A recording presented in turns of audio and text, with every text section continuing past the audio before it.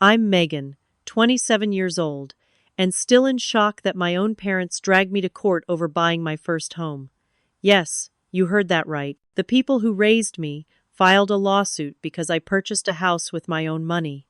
What should have been the proudest moment of my adult life turned into a legal nightmare that exposed decades of control and manipulation. The betrayal cut deeper than I could have imagined, leaving me questioning everything about our relationship. Before I tell you how my own parents sued me for my dream home, drop a comment letting me know where you're watching from, and hit subscribe if you want more real stories about overcoming family drama. Growing up in suburban Chicago with my parents, Rebecca and Thomas, I thought we were the picture of a normal middle-class family. Our house wasn't fancy, but it was in a good school district. Dad worked as an accountant, and Mom ran a small clothing boutique downtown.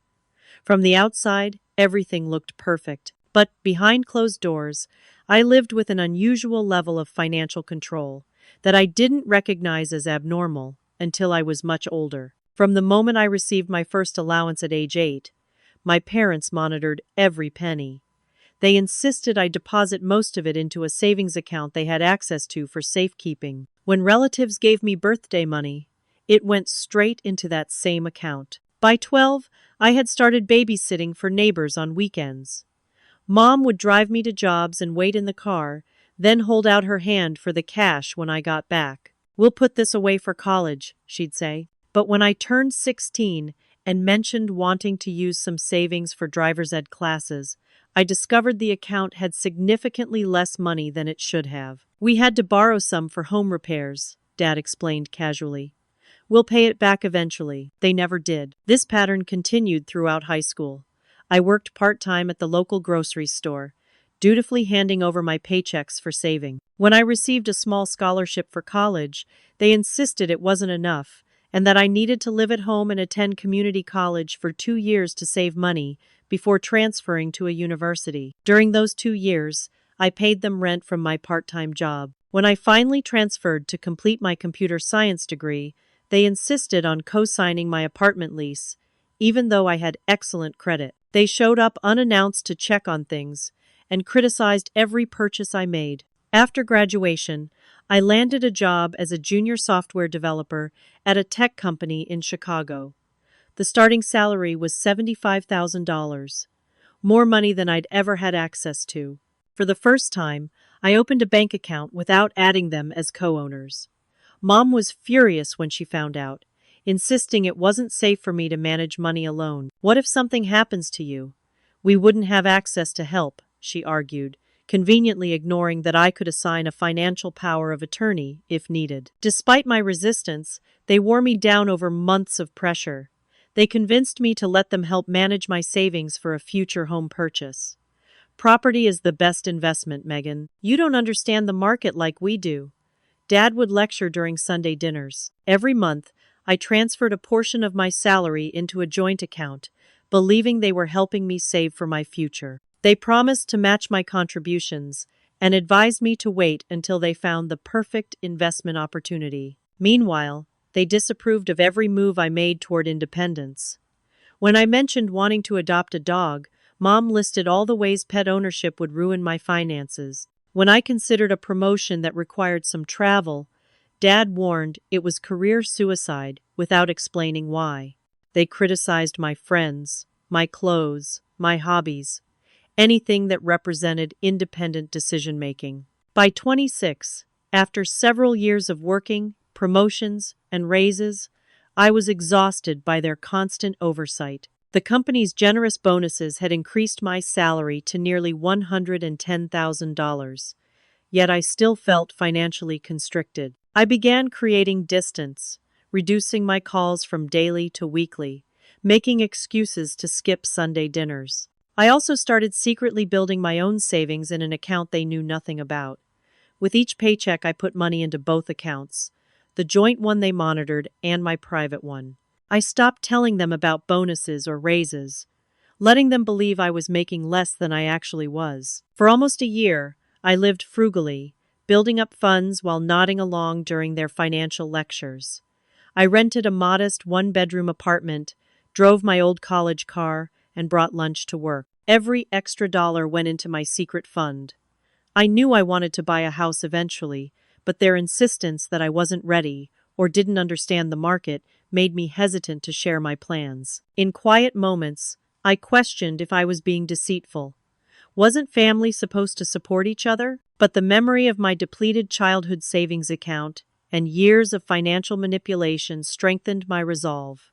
For once, I wanted to make a major decision without their interference. I wanted to prove to myself that I could do it on my own. By my 27th birthday, I had saved over $80,000 in my private account, enough for a substantial down payment in most Chicago neighborhoods. It was time to take the next step, regardless of what my parents thought. The search for my dream home began on a crisp autumn morning. I had secretly contacted Jessica, a realtor recommended by my colleague, making her promise not to leave messages on my phone or send mail to my apartment where my parents might intercept it during their helpful visits. "I'm looking for something with character," I told Jessica during our first meeting at a cafe, far from both my workplace and apartment. 3 bedrooms would be ideal, with a yard and maybe a porch. Jessica was refreshingly supportive, never questioning why a single woman wanted a 3-bedroom house or why I insisted on keeping the house hunting private. She simply nodded and said, "Let's find you something special." We toured dozens of properties over 2 months, squeezing viewings into lunch breaks and early mornings before work. Some houses were beautiful but overpriced. Others needed more renovation than I could handle. I began to worry I'd never find the right place. Then Jessica texted me about a new listing in Ravenswood, a 1,920 seconds Craftsman that had just hit the market. "This screams Megan," her message read. "Can you see it today?" The moment I walked through the front door, I knew. The entryway opened to a living room with original hardwood floors and a stone fireplace. Sunlight streamed through leaded glass windows, casting rainbow patterns on the walls.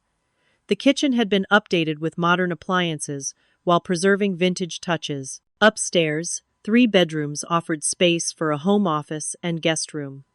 The backyard, though small, had mature trees and a garden patch. "It's perfect," I whispered, trying to contain my excitement. "It won't last long," Jessica warned.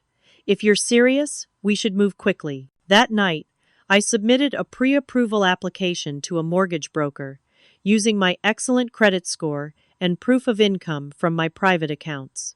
Within days, I was approved for a loan that would comfortably cover the $425,000 asking price with my down payment. When another buyer made an offer, I countered with $435,000 and a letter expressing my love for the home's character. The seller accepted. Standing in Jessica's office as she delivered the news, I felt a surge of pride unlike anything I'd experienced before. This massive achievement was mine alone.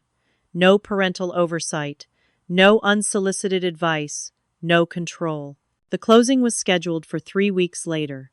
As reality set in, anxiety crept into my excitement.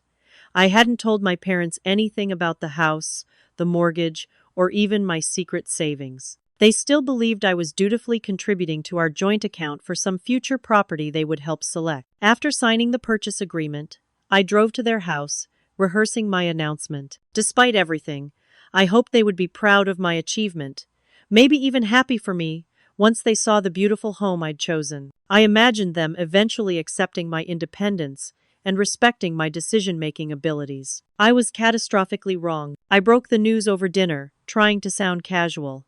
"So, I have some exciting news. I bought a house in Ravenswood. The closing is in 3 weeks." The silence was deafening. Mom's fork clattered against her plate. Dad's face reddened alarmingly. "You what?" Mom finally said, her voice dangerously quiet. "I bought a house," I repeated, pulling up photos on my phone. "It's a beautiful Craftsman with 3 bedrooms. And, where did you get the money?" Dad interrupted, his accountant mind clearly calculating. "I've been saving privately," I admitted. "I wanted to surprise you." Mom's expression hardened. "You've been hiding money from us? After everything we've done for you?" "Not hiding," I countered. "Just saving independently. I'm 27. I can make financial decisions." "Clearly you can't," Dad exploded, slamming his hand on the table. This is the most irresponsible thing you've ever done. The market is volatile. Did you even consult a professional? Get an inspection? Consider property taxes. Yes, to all of that, I said, my excitement crumbling. Jessica is an excellent realtor, and I worked with a respected mortgage broker. Everything is in order. Mom started crying. Not gentle tears, but theatrical sobs that immediately made me feel guilty. How could you do this to us? We were going to use the money we've been saving together to buy an investment property that would secure all our futures. What? I asked, genuinely confused. That account was for my future home, which we would help you choose when the time was right, Dad snapped. Meanwhile, that money was supposed to be working for all of us in a family investment. The truth hit me like a physical blow. They had never intended that money for my home purchase. They had been planning to use my savings, my hard-earned money, to fund their own investment scheme. That's my money, I said quietly. I earned it. After we raised you, paid for your education, supported you through everything. Mom wiped her tears, anger replacing sadness with alarming speed. You owe us, Megan. You've stolen our retirement opportunity. The conversation deteriorated from there. They accused me of betrayal, ingratitude, and even emotional cruelty. When I tried to leave, Dad blocked the doorway. You have two choices, he said coldly.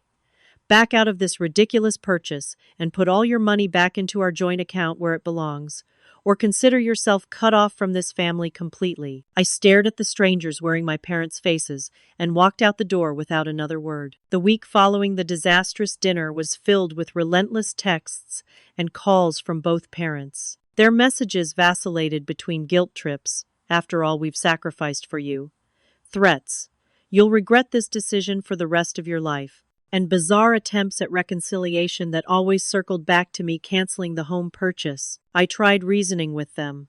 3 days after the initial confrontation, I agreed to meet at a coffee shop, thinking a public setting might temper their reactions. I was wrong. I understand you're upset, I began carefully, but this is a sound financial decision. The mortgage payment is well within my budget, the house has great resale potential, and property in Ravenswood is consistently appreciating. You have no idea what you're talking about, Dad dismissed. The housing market is due for a correction. You'll be underwater within a year. Even if that happens temporarily, I plan to live there long term, I countered. And my loan officer ran multiple financial scenarios. Some loan officer who just wanted the commission, Mom interrupted. We've been planning your financial future since before you were born.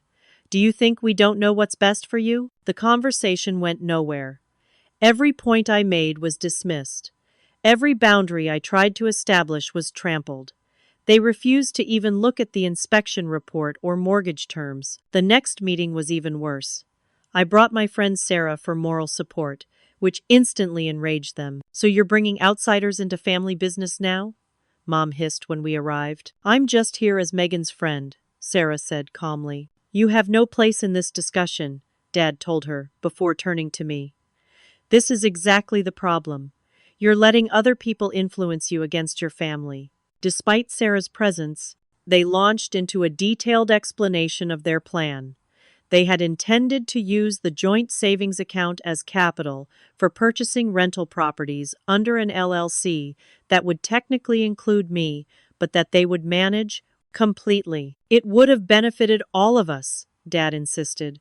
The rental income would have supplemented our retirement and eventually become your inheritance. Now you've destroyed that opportunity. You never discussed this plan with me, I pointed out. That was my money, earned from my job, that you were planning to use without my informed consent. Consent? Mom looked genuinely confused. You're our daughter. We don't need your consent to do what's best for you. That statement crystallized 27 years of control in a single sentence. As the closing date approached, their tactics escalated. They began calling my extended family, spinning a narrative that I was making dangerous financial decisions and possibly suffering from mental health issues that affected my judgment. My Aunt Maria called me in tears. Your mother says you're having some kind of breakdown. Are you okay, sweetheart? I'm perfectly fine, I assured her. I've simply purchased a house, which most people would consider a positive life step. She said you're throwing away all your savings on a dilapidated property and refusing their help, Maria continued. They're just worried about you. Similar conversations followed with other relatives. My parents had created an alternative reality where my reasonable adult decision was recast as a self-destructive crisis. The culmination of their campaign was a family intervention at my Uncle Robert's house. I arrived for what I thought was a casual dinner to find my parents, two uncles, an aunt, and my grandmother waiting with solemn expressions. "We're here because we love you," began Uncle Robert, clearly designated as spokesperson. "Your parents are concerned about some impulsive decisions you've been making." For 2 excruciating hours, relatives who knew nothing about my finances or the house lectured me about respecting my parents' wisdom and experience. My grandmother cried. My uncle suggested I might need professional help to work through whatever is causing this rebellion. I maintained my composure, repeatedly explaining that buying a house was not a sign of mental instability or disrespect. By the end, I could see doubt in my aunt's eyes, but the others remained convinced I was making a terrible mistake. 3 days before closing, the ultimate escalation arrived via certified mail, a letter from an attorney representing my parents. It stated they were pursuing legal action against me for breach of verbal contract and unjust enrichment, claiming I owed them most of my savings and future earnings from my career, which they took credit for enabling, plus interest. The letter demanded I immediately halt the home purchase and transfer all funds from my private accounts to them, or face a lawsuit. I stared at the official letterhead, the cold legal language, the threat of court proceedings, all because I had dared to buy a home with my own money. This wasn't just control anymore, this was warfare. With shaking hands, I texted Jessica, "Closing still on.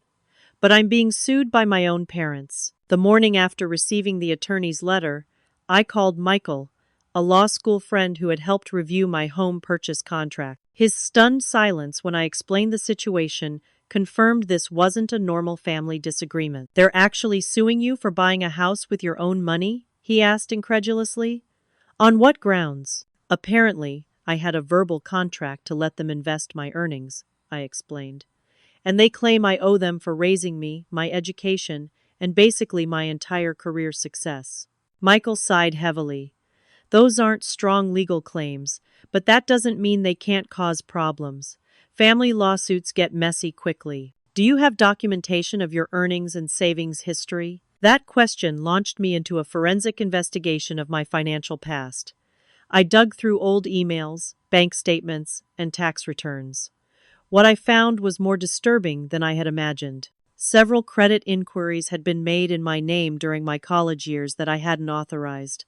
2 credit cards had been opened using my Social Security number when I was 19, cards I never saw or used, but which carried balances that were eventually paid off. I found transfers from my childhood savings account to my parents' personal accounts, substantial sums that disappeared around the time they renovated their kitchen. There were student loan documents with signatures that didn't quite match mine. The more I dug, the clearer the picture became. This wasn't just about control, it was about money. My money, specifically, which they had been treating as an extension of their finances for years. With this evidence in hand, I met with Rachel, an attorney specializing in family law who Michael recommended. Her office was warm and comfortable, but nothing could ease the knot in my stomach as I laid out years of financial manipulation. Rachel reviewed everything carefully, her expression growing increasingly concerned. "What they've done borders on identity theft and fraud in some instances," she said finally. "Opening credit cards in your name without permission is illegal. Taking money from an account designated for you without proper documentation could constitute conversion or embezzlement." "I don't necessarily want to press charges," I admitted. "I just want to close on my house and be left alone." "Unfortunately, they've escalated this to legal territory," Rachel explained. "We need to prepare a strong defense against their claims, and possibly a countersuit for the funds they misappropriated." The next weeks were a blur of legal preparation, while simultaneously finalizing my home purchase. Rachel helped me secure a temporary restraining order to prevent my parents from interfering with the closing, which went through as scheduled despite their attempts to contact the seller directly to warn them about me. The day I received my house keys should have been joyful. Instead, I walked through my beautiful, empty Craftsman, feeling hollow, knowing what was coming. The first court appearance was scheduled for the following week, a preliminary hearing where both sides would present their initial claims. Walking into the courthouse, I spotted my parents immediately. Mom wore her church clothes and had styled her hair carefully. Dad had on his best suit. They looked like respectable, concerned parents, not people who had systematically controlled and exploited their child. They didn't acknowledge me until the judge called our case. Seeing them across the courtroom, seated beside their attorney, was surreal. These people had taught me to ride a bike, helped with homework, celebrated birthdays, and now were trying to legally strip me of my independence. Their attorney presented their case first, a masterclass in manipulation and half-truths. They claimed we had a long-standing agreement that they would manage my finances as part of a family wealth-building strategy. They presented bank statements showing my regular transfers to the joint account as evidence of this agreement. Miss Lawrence always understood that these funds were being pooled for family investments, their lawyer stated. Her parents have devoted their lives to her success, financing her education, supporting her career development, and providing financial guidance. The defendant's sudden redirection of funds and secret home purchase represents a breach of this family contract and deprives her parents of their justified return on investment in their daughter's future. Then came the most painful part, my father's testimony. He took the stand with tears in his eyes, describing how they had sacrificed everything for my success. "We went without so Megan could have opportunities," he said, voice breaking strategically. "We paid for piano lessons when we could barely afford groceries. We helped her get internships through our personal connections. Her career exists because of our sacrifices, and this joint investment plan was our retirement security. Now she's abandoned her responsibilities to family for selfish reasons." It was a compelling performance. I watched the judge's expression, trying to gauge if he believed this narrative. When my attorney presented our side, she methodically dismantled their claims.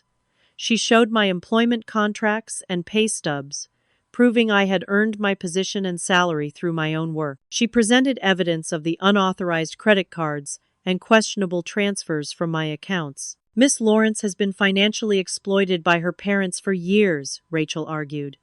"This lawsuit isn't about a broken agreement, it's about control. My client has simply taken appropriate adult steps toward financial independence, using her own legally earned money to purchase a home." By the end of the hearing, I was emotionally exhausted. The judge ordered us to attempt mediation before proceeding further and scheduled another hearing for the following month. Outside the courtroom, I avoided eye contact with my parents, feeling simultaneously vindicated and devastated. How had we reached this point? As I walked to my car alone, the weight of family rupture pressed against my chest until I could barely breathe. The night after the first hearing, I sat alone in my new house, surrounded by unpacked boxes, and broke down completely. Between sobs, I called Sarah, who arrived 30 minutes later with takeout and a bottle of wine. "I don't understand how they can do this," I cried as we sat on my bare living room floor. "Did they ever actually love me? Or was I just some kind of investment vehicle to them?" Sarah listened as I poured out years of confusion, hurt, and betrayal.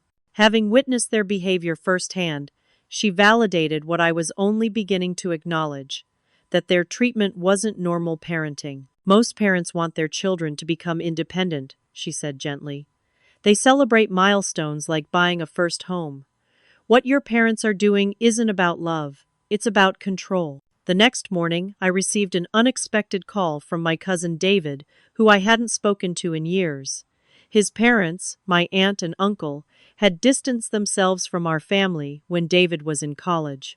"I heard about what's happening," he said without preamble. "I want you to know you're not alone. They did similar things to me." Over coffee the following weekend, David revealed that my parents had tried to help manage his college fund when he was younger, resulting in a major family rift when his parents discovered unauthorized withdrawals. The families had covered up the real reason for their estrangement, telling everyone it was over political differences. "Your dad has always been financially controlling," David explained. "My parents weren't surprised when they heard about the lawsuit. They just couldn't figure out how to reach out to you without making things worse." David connected me with online support groups for adult children of financially controlling parents. Reading others' stories was both validating and heartbreaking. I wasn't alone, but I was part of a sad pattern I hadn't recognized until now. With Sarah's encouragement, I also started seeing Lisa, a therapist specializing in family trauma. In our sessions, I began unpacking the psychological impact of growing up with constant financial control. "What you're describing fits a pattern of financial abuse," Lisa explained during our second session. "Parents who appropriate their children's resources, control their financial decisions, and use money as leverage are causing real harm, even if they believe they're acting in your best interest." Meanwhile, Rachel had advised me to gather more evidence for our case. I spent evenings after work, combing through old records, emails, and text messages. I found emails where my parents acknowledged borrowing from my accounts with promises to repay that never materialized. There were texts where I questioned missing funds and received deflections or guilt trips in response. Most significantly, I discovered an old journal from high school where I documented my confusion about money that seemed to disappear from my savings. One entry read, "Ask Dad again about the $340 from graduation gifts. He got angry and said I was ungrateful for everything they do for me. Still don't know where the money went." With Rachel's help, I also obtained records showing my parents' actual financial situation. They weren't struggling as they'd always implied.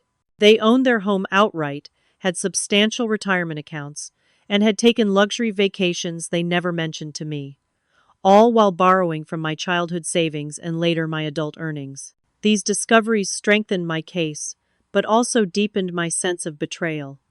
The narrative they'd presented my entire life, of sacrifice and financial struggle that justified their control, was largely fabricated.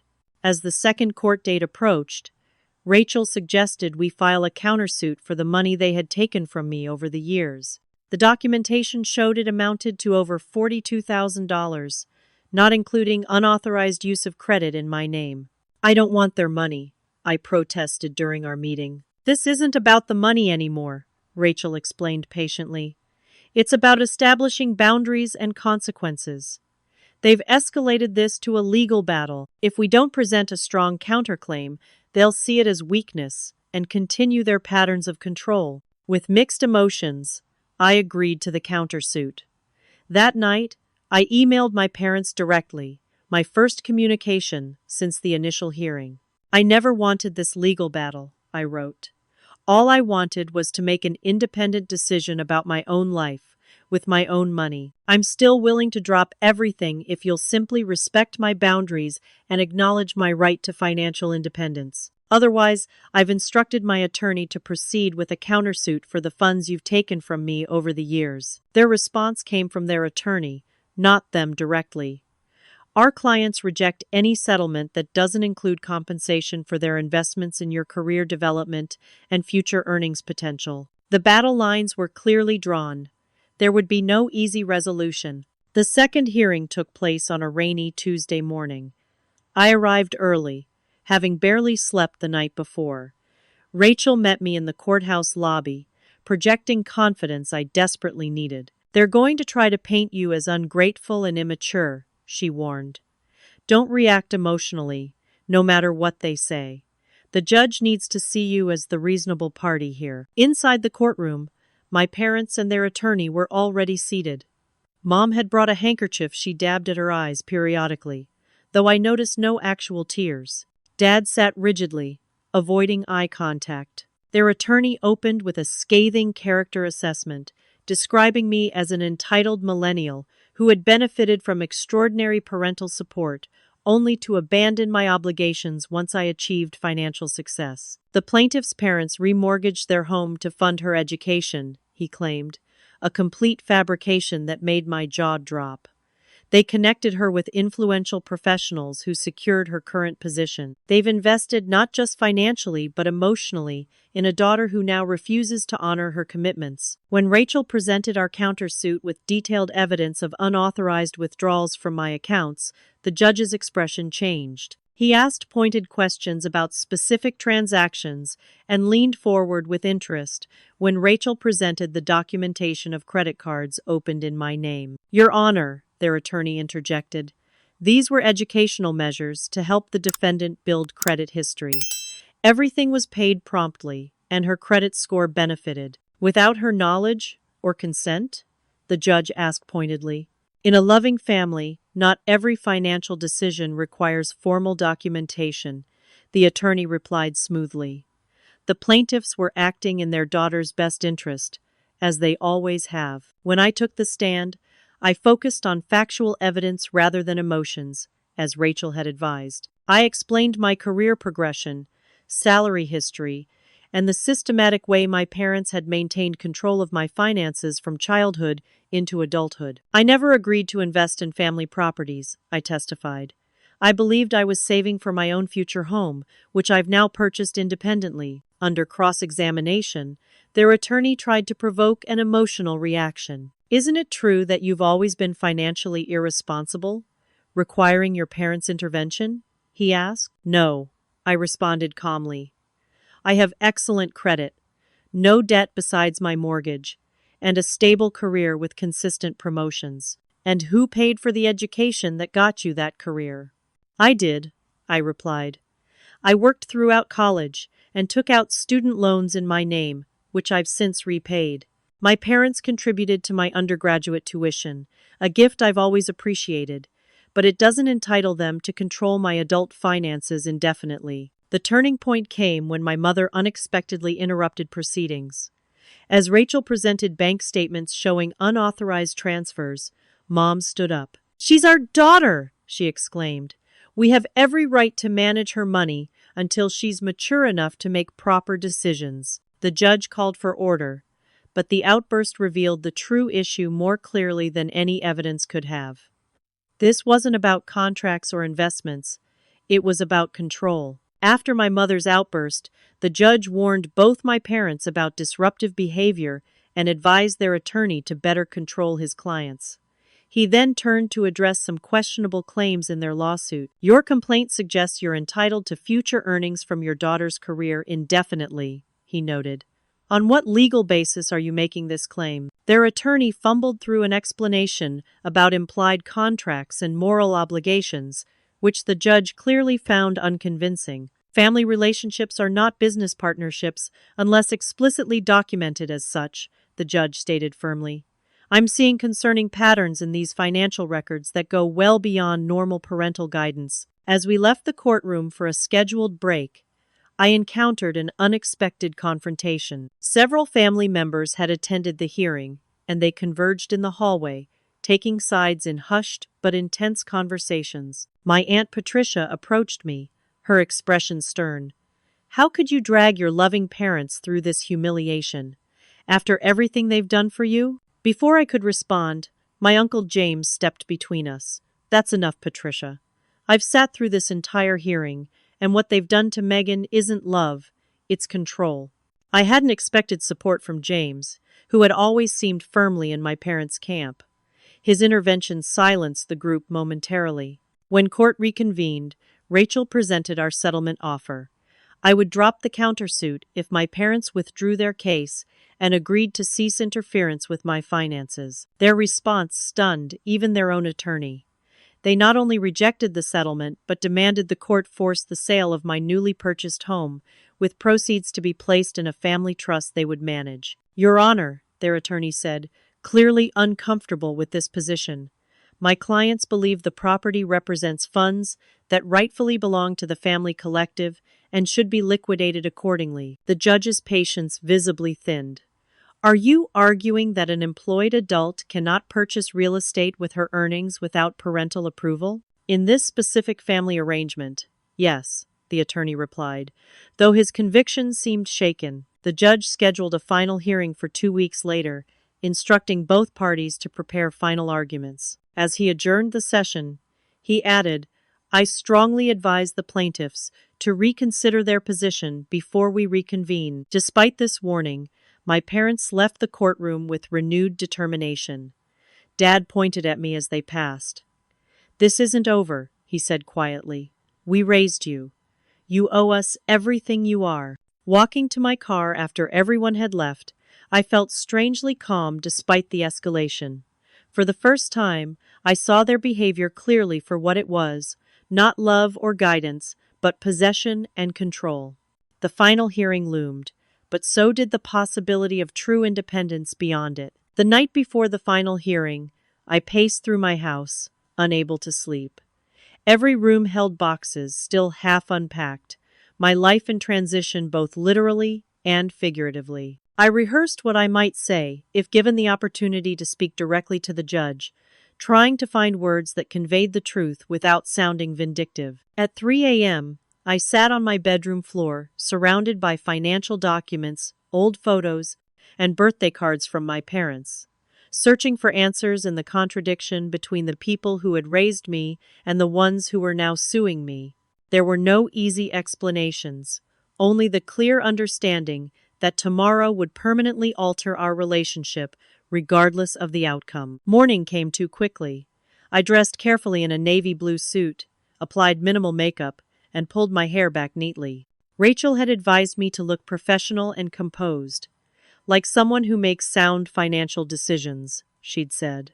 The courthouse seemed more imposing than before, its marble columns and broad steps representing a system I'd never imagined would mediate my family relationships. Inside, the familiar faces of relatives and friends created a clear division in the gallery, some there to support my parents, others quietly nodding encouragement to me. My parents arrived with a new confidence that immediately concerned me. Their attorney approached Rachel before proceedings began, mentioning new evidence they planned to introduce. Rachel immediately objected to the judge when court was called to session. "Your Honor, the plaintiffs are attempting to introduce last-minute evidence without proper disclosure to the defense," she argued. The judge turned to my parents' attorney with obvious frustration. "Counselor, you know the rules of disclosure. What exactly are you trying to introduce at this late stage?" Their attorney presented documents claiming to show I had verbally agreed to their investment scheme during recorded family conversations. When pressed by the judge, they admitted these recordings were actually written summaries created by my parents after the fact, not actual audio evidence. "This is inadmissible," the judge ruled firmly, and frankly, concerning in its presentation. "Let's proceed with closing arguments based on properly submitted evidence only." My parents' attorney delivered a final plea that portrayed them as devoted, self-sacrificing parents facing heartbreaking betrayal from an ungrateful daughter. He emphasized their financial contributions to my education and early career, positioning everything as an investment they deserved returns from. When Rachel delivered our closing argument, she methodically addressed each claim with contradicting evidence. She presented my employment records, showing I had earned my position through competitive application processes, not parental connections. She highlighted the unauthorized withdrawals from my accounts and credit applications in my name without consent. "Your Honor," Rachel concluded, "this case isn't about a family financial agreement. It's about parents unwilling to accept their adult daughter's financial independence. Miss Lawrence has the right to purchase property with her legally earned income without parental approval or profit sharing. The countersuit demonstrates a troubling pattern of financial control and appropriation that this court should not endorse." The judge took only a brief recess before returning with his decision. The courtroom fell silent as he adjusted his glasses and addressed us directly. "Family financial disputes are among the most difficult this court encounters," he began. "However, this case presents clear evidence that goes beyond normal family disagreements about money." He turned toward my parents. "The court finds no merit in the plaintiff's claims of entitlement to the defendant's earnings or property. Adults have the legal right to financial independence, regardless of family expectations. Further, the evidence of unauthorized account access and credit applications is deeply concerning." He then addressed our countersuit. The court finds sufficient evidence that the plaintiffs improperly appropriated funds from the defendant's accounts without proper documentation or permission. The plaintiff's claims of parental authority do not extend to taking an adult child's earnings or savings without explicit consent. The judge ruled completely in my favor, dismissing my parents' lawsuit as without legal merit. On the countersuit, he ordered them to repay $42,370 for unauthorized withdrawals from my accounts over the years, plus interest. This court cannot repair family relationships, he concluded, but it can establish that financial boundaries between adult family members must be respected under the law. The gallery erupted in whispers. My mother burst into tears, real ones this time, while my father's face darkened with fury. Their attorney placed a restraining hand on my father's arm as he appeared ready to approach the bench in protest. Several relatives immediately surrounded my parents, forming a protective circle. Others approached me with awkward congratulations or confused expressions, unsure what was appropriate after witnessing such a family implosion. My Uncle James found me as I gathered my documents. "I'm sorry it came to this," he said quietly. "But you did the right thing, standing up for yourself. Some of us have enabled their behavior for too long." As my parents left the courtroom, they didn't look back. My mother's shoulders shook with sobs, while my father guided her with a rigid arm around her waist. The last glimpse I had was of them surrounded by sympathetic relatives, my mother's voice carrying faintly. "After everything we did for her." I stood alone on the courthouse steps afterward, legal victory in hand, but feeling the hollow ache of family severed. The spring sun warmed my face as passers-by continued with normal lives, unaware that mine had just fundamentally changed.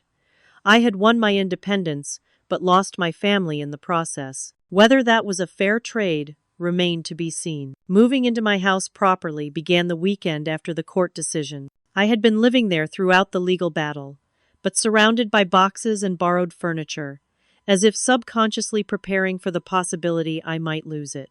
Now, with the case resolved, I finally felt permission to make it truly mine. Sarah and 3 other friends came to help paint and unpack. We played music loudly, ordered too much pizza, and christened each room with laughter. The bittersweet reality lingered beneath the celebration. This housewarming had no family present, no childhood mementos or heirlooms passed down to mark the milestone. To Megan's independence, Sarah toasted with cheap champagne in plastic cups, and to chosen family, who actually support each other. The initial weeks were an adjustment. I expected my parents to reach out despite everything. An apology, an olive branch, even angry accusations would have seemed more normal than the complete silence that followed. According to relatives who still spoke to me, they had told everyone they were giving me time to come to my senses and apologize. Going no contact wasn't a conscious choice, but rather the natural outcome of the lawsuit. Their number appeared on my phone occasionally, but I couldn't bring myself to answer, still raw from having my character dissected in court. Each time, they left no message. My weekly therapy sessions with Lisa became essential to processing the tangled emotions. "You're grieving," she explained, during one particularly difficult session when I couldn't stop crying. "Not just the relationship you had with your parents, but the one you always hoped you might have someday." "I keep questioning if I did the right thing," I admitted. "Maybe I should have just given them what they wanted." "And then what?" Lisa asked gently. "Would the demands have stopped there? Control rarely has a satisfaction point." Slowly, I established new routines and traditions in my home. Sunday dinners, once obligatory visits to my parents' house, became casual gatherings with friends. I planted a small garden in the backyard, painted the living room a color my mother would have hated, and adopted a rescue dog named Cooper, who had issues with trust but infinite capacity for loyalty once earned. A few relatives reached out independently. My grandmother called monthly, carefully avoiding mention of my parents while sharing family news. Uncle James and his wife invited me for Thanksgiving, creating a buffer of other guests that made the holiday manageable. Cousin David and I rebuilt our connection, comparing notes on setting boundaries with the extended family. Through therapy, I began recognizing patterns in my own behavior that had been shaped by years of financial control. I was pathologically frugal, anxious about normal purchases, and secretive about money even with close friends. Lisa helped me develop healthier financial perspectives and practices. Money is a tool, not a measure of your worth or a weapon for control, became our mantra in sessions. 6 months after the court decision, an unexpected text arrived from my mother. The hydrangeas you planted looked nice. Your grandmother showed me pictures. It wasn't an apology, but it was contact that didn't involve demands or accusations. I responded simply, "Thank you. They're my favorite flower." No further messages came for several weeks. Then another text. "Dad had minor surgery. Nothing serious. Thought you should know." Our communications continued in this stilted, superficial way. Brief updates with no acknowledgement of the lawsuit or years of control. I maintained firm boundaries, never sharing financial information or details about my life that could become ammunition. My 1-year house anniversary arrived with a sense of accomplishment and peace I hadn't thought possible during the darkest days of the legal battle. I hosted a small dinner party, raising a toast to survival and growth. "A year ago, I thought buying this house was the accomplishment," I told my gathered friends. "Now I realize that standing up for myself, setting boundaries, and building a life on my own terms was the real achievement." The money from the countersuit judgment remained untouched in a separate account. My parents had paid it as ordered by the court, but I couldn't bring myself to use it. Eventually, I decided to donate most of it to a nonprofit, providing financial literacy education to young adults, turning the symbol of control into something that might help others avoid similar situations. The most valuable lesson from the entire ordeal wasn't about money or property, but about self-worth and autonomy. I learned that healthy love doesn't demand control or ownership. That family should celebrate independence, not punish it. That boundaries aren't selfish but necessary for genuine relationships. Most importantly, I learned that building a home isn't just about buying property. It's about creating space where you can exist authentically without diminishing yourself to please others. Today, as I sit on my front porch watching Cooper chase squirrels across the yard, I feel a calm certainty that I made the right choice. The relationship with my parents may never fully heal, but the relationship with myself has grown stronger than I ever imagined possible. Whether reconciliation happens someday remains to be seen, but it will only be on terms that respect the independent adult I've fought to become. Have you ever had to make a difficult decision that strained family relationships but was necessary for your own growth? I'd love to hear your experiences in the comments. If my story resonated with you, please subscribe and share it with someone who might need encouragement in setting their own boundaries. Thank you for listening to my journey from control to independence. Remember that your life belongs to you, and sometimes the hardest choices lead to the most meaningful freedom.